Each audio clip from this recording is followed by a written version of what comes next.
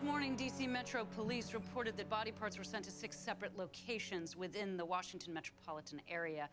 Each appendage was wrapped and sealed inside its own box. In all, there were 2 arms with no hands, 2 legs with no feet, 1 torso cut in half, but without the head. So although this unsub felt the sadistic urge to shock and awe the victims who received the boxes, he was still organized enough to withhold the parts that would have helped better identify the victim.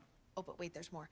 In each box, underneath the victim pieces, was an index card, and on each one, a piece of a handwritten note. All the King's Porsches and all the King's Benz couldn't put this bitch back together again. Forever Yours gone postal.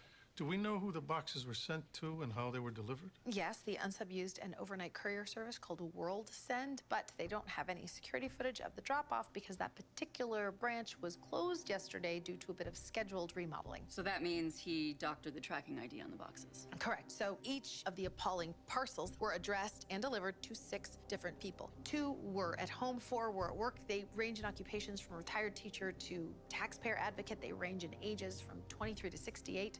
But as you can see, what they all got in common, they're all women.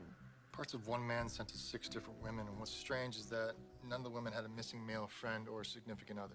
But maybe our John Doe here is the real connection between the women, whether they know it or not. Or maybe our unsub's crimes aren't exactly connected to one another in the way we would ordinarily think. Because he could be wrestling with a set of mixed motivations. I think so. Separate and distinct emotional needs that he feels compelled to fulfill. So the death and dismemberment of the male victim would fulfill one need.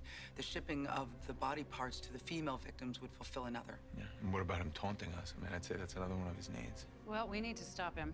JJ, Luke, interview the women. Tara, Spence, focus on these cards and the boxes. Penelope, Matt, take a closer look at WorldSend and its employees. Dave, you and I will follow up on the autopsy of our John Doe.